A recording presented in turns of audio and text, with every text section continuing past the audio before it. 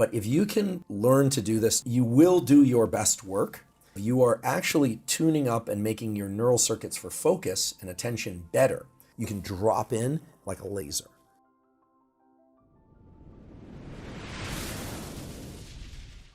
So what's the routine then? The ultimate morning and evening routine to set your brain and your mind up for optimal performance and not getting brain fog? So I get up. Obviously, I use the restroom. I drink some water. I do think that hydrating is very important. Yes. So I will drink some water. And then the fundamental layer of health is to set your circadian rhythm. The simplest way to do that is to go outside for 10 minutes and get some bright light in your eyes. You do not have to look directly into the sun, but you do want to get outside out of shade cover if you can, because once every 24 hours, you're going to get a peak in cortisol, which is a healthy peak. You want that peak to happen early in the day because it sets up alertness for the remainder of the day. If that cortisol peak starts to drift too late in the day, you start seeing signs of depression. It's actually a well-known marker of depression. So you want that cortisol, almost stressed out, kind of, the day's beginning, I have a lot to do feeling. That's a healthy thing. You want that happening early in the day. The sunlight will wake you up. And what's really cool is that over time, you'll start to notice the sunlight waking you up more and more. The system becomes tuned up. So get that morning light. It sets a number of things in motion, such as your melatonin rhythm to happen 16 hours later to help you fall asleep. I would say this is the fundamental step of any good morning. And if you don't do this enough, you are messing yourself up in a number of ways. So then I come back inside, and then I do not drink caffeine right away. It's important in many ways to delay caffeine enough so that you can clear out some of the chemical signals in the brain and body that lead to a feeling of fatigue. So the longer you're awake, the more a molecule called adenosine builds up in your system. And when you sleep, you push that adenosine level back down. When you wake up in the morning, that adenosine level can be 0, but oftentimes there's still some hanging around.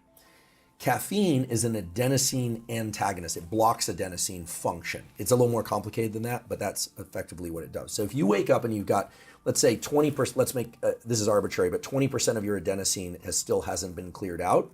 That's sort of a drowsiness that you woke up with. Then you go and you drink your coffee and you crush that ability of adenosine to have that effect, but it hasn't gone away.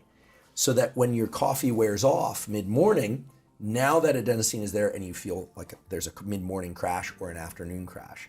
So I delay my caffeine intake for about 90 and ideally 120 minutes after I wake up. So caffeine in the form of coffee is great, but you should probably drink 2 volumes of water for every 1 volume of coffee you drink in order to hydrate. And a lot of people feel jittery when they drink caffeine, or they feel lightheaded, or they suddenly get hungry. Oftentimes that's because they're sodium depleted. There's a lot of good science now to support the fact that if you're feeling lightheaded or you feel like you have quote unquote low blood sugar, oftentimes taking a little pinch of salt, putting in some water and drinking that, maybe with some lemon juice to adjust the taste, all of a sudden your shaking stabilizes, you feel more alert. Why? Because salt and water have an interesting relationship. It increases blood volume, and oftentimes then you're getting more blood flow to the brain simply by increasing your sodium intake. Okay, and water, then salt. Everybody should be getting 120 to 150, and maybe even 150 to 180 minutes of so-called zone 2 cardio a week.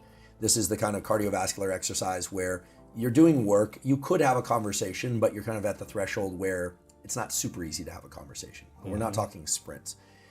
There's just a myriad of effects on heart health, vascular health all over the body, gut microbiome, musculoskeletal stability, mental health, all these kinds of things.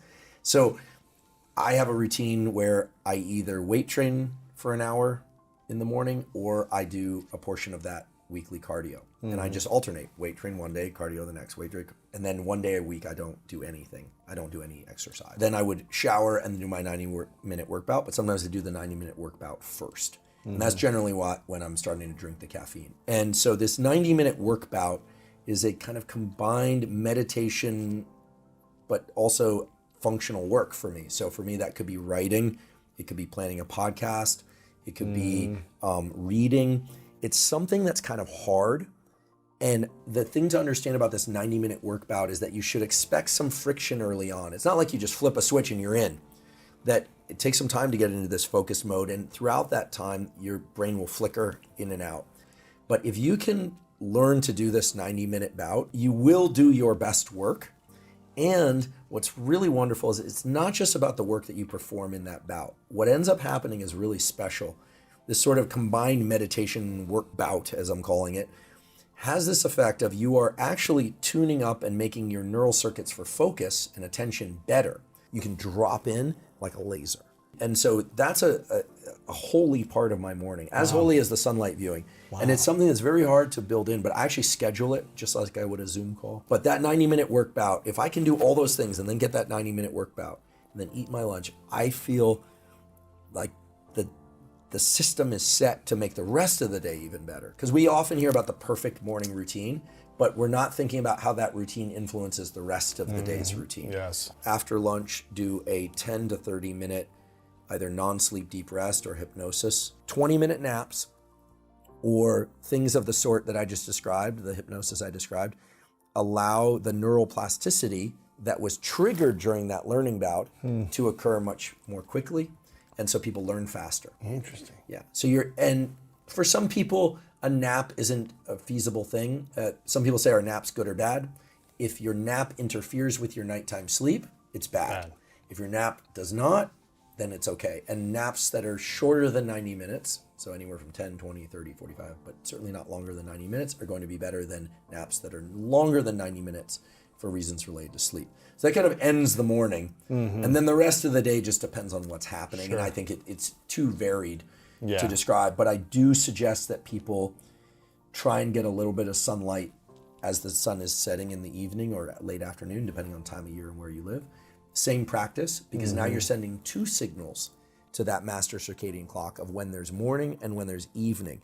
And that clock has what we call a morning and an evening oscillator. So if you can give more signals, then the system becomes more robust. It also ensures you a little bit against some of the exposure to nighttime bright light for reasons related to retinal sensitivity. So go outside for 10 or 15 minutes.